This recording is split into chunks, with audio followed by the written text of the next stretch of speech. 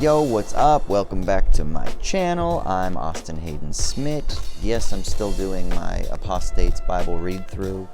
The next video on that is coming out hopefully in the next few days, and it will be finishing up Deuteronomy. But I wanted to talk about something kind of topical. A lot of you liked the last video that I did where I engaged with that article on like punk rock Christianity, right? So I wanted to kind of continue to mix things up and basically utilize all of my skill set on kind of chatting about information and things like that you're probably not going to get in too many other places, and that actually fits really well into what I want to talk about today, which is there's a documentary that is out on one of the most important living philosophers by the name of Alain Badiou, who's a French, sometimes considered what's called a continental philosopher. But he is very interested in exploring mathematics and metaphysics, but also political philosophy. He is a communist, a card-carrying communist, and at various stages in his life he's been involved with party politics and with Maoism and loosely affiliated with Marxism, even though there are some criticisms on how Marxist is he, because he doesn't actually engage too much with a critique of political economy so much as he does more with like abstract principles of communism. But that's for inside debates and things like that. The point is that he is somebody who is radically committed to contesting what we might see as being some of the ills of capitalist society. One of the ways he does this is by an elaboration of the concept of love.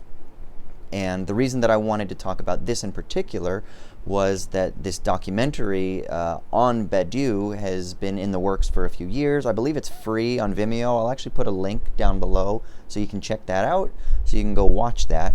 But I also want to advertise something else. And he wrote a book on love, which is great. I think if you're interested in reading philosophy, you should check it out. It's a pretty short book, pretty accessible. But there's also a little video. It's kind of a documentary, but it's more like a visual essay that Aeon magazine put out on their website. Again, I will put the link down below, that you should check out, that is on the question of love, the risk of love, the importance of thinking about love today. And one of the things that he starts this short little visual essay by saying is that we need to defend love today. And I think there's something so important in this that I wanted to kind of just chat through, that will hopefully then inspire you to watch the larger documentary as well, and then maybe to even read some of his other books. So that's why I'm kind of starting with this. For any of you who know me for any period of time, whether it's through Owls at Dawn or through the Wisecrack podcast, Show Me the Meaning, you'll have heard me talk about a figure by the name of Byung-Chul Han, who talks about this idea of the inferno of the same, which is that we live in a society now in late neoliberal capitalism where we are inundated with sameness, right? And what he means by that is speech is the same, everyone is saying the same things, desires are the same, we all desire the same things, right? Like even advertising manufactures the same. You look at a Lincoln commercial with Matthew McConaughey in his smooth Texan accent, and he's selling us a fantasy.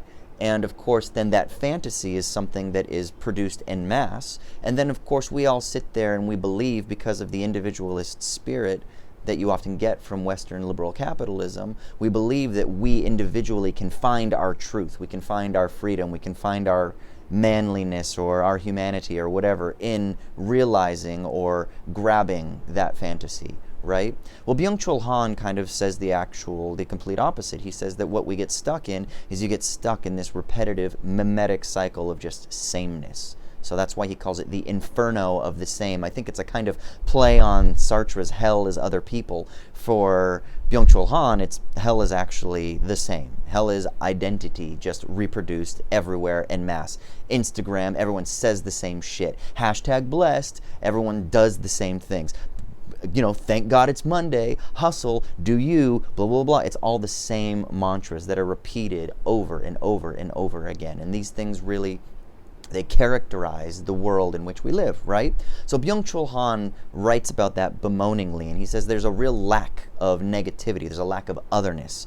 Now, Alain Badiou actually writes the preface or the introduction to Byung-Chul Han's book, The Agony of Eros, and in it he talks about love, and it is his philosophy of love that he wants to defend that is so important, because it is, for him, intrinsically radical, because it breaks us out of that cycle of the inferno of the same. And so in this little visual essay, one of the things that Badiou talks about is that dating websites, for example, are quintessential in, I guess we could say, expressions of this inferno of the same. He doesn't use those words, but that's basically the idea he's getting at. Because with these dating websites, all we're looking for is somebody who matches exactly who we are, right? And we end up turning this other person into a mirror image of ourselves. It's a type of narcissistic type of expression, or a narcissistic expression, right? A narcissus malaise, we might say. It's us looking into the reflection of the digital screen, hoping to see something that will bounce back to us in an identical, recognizable form that will give us the pleasures that we so desire, those pre-constituted pleasures that we so desire, that have been manufactured by the fantasies that we hold on to, that we then project outwards, that we want to bounce back or to redouble back onto us. So again, you get this process of sameness, a real lack of otherness.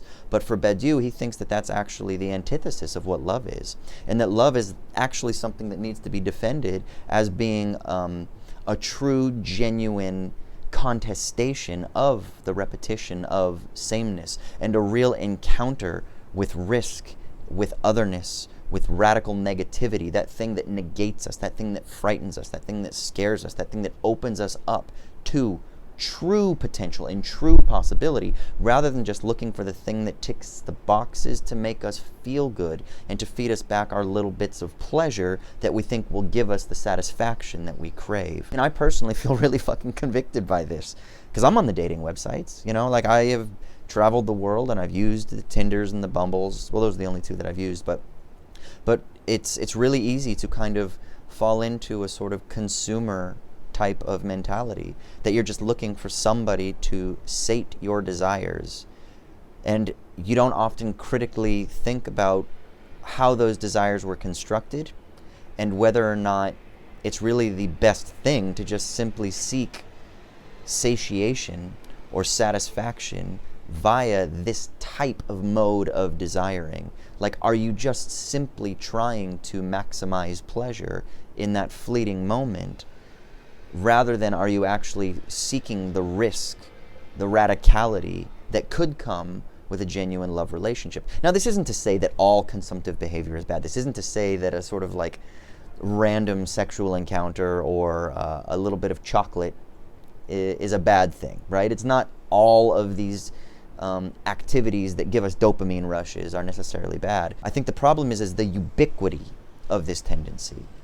It's the ubiquity of the fact that negativity is lost, that love as being risky and radical and negative and an encounter with the other, that is slowly being squashed in something that we aren't searching for, and maybe that we're becoming less capable of even searching for, and therefore less capable of acquiring or encountering. And I think there's something really interesting to think about here. What is love? Is there something radical in love? We love to talk about love. Everyone is obsessed with love. Love stories and Love Island and fucking love songs, and we use the word love all the time. We think we understand what love is, but maybe we don't. Maybe there's something far deeper than we can even fathom to comprehend about what this thing that we think love is actually is. And this is beyond all the Instagram bullshit that's like finding that person that completes you, the whole you complete me kind of Jerry Maguire kind of yin-yang, male, female, negative, positive polarity stuff that you hear so much in pop psychology and in like sexual psychological therapy and shit like that. Like the David Guetta, I don't know if you ever know who that guy is, but he talks a lot about the negative polarities and positive polarities and shit like that. That's so common, especially in like new age spirituality and stuff. All of that stuff seems to all still fit within that same sort of capitalist logic that we're just searching for somebody to balance us out. I'm looking for the other half of me. But really, you're not. You're not really trying to seek that negative encounter, that risky, radical otherness. And for Badiou, at least, there's something politically radical in this, not just relationally radical, not just psychologically radical, but it's politically and socially radical because it fundamentally contests the foundations and the fabrics of the radical, modern, capitalist individualism that really constitutes our society. I think there's something really profound in this. I think it's something that would probably benefit us to meditate on, and more importantly, to practice, to enact, to live. I don't think it only exists in romantic relationships. I think it also exists in friend relationships, in brotherly relationships, sisterly relationships, parental relationships. I think that we can extend it into other arenas, but at least in Badiou's estimation, it's most potent. He thinks that it is like the most, it is the strongest of the human passions. And he says that's why tragedies and songs and poems and plays and films and all these things are all written about this. And so maybe there is something about it as it being so integral to the human experience. Romantic love is something that might be a truly revolutionary component. If only we knew how to search for it, if only we knew how to recognize it, and maybe if only we knew how to practice it. So, yeah, just some thoughts.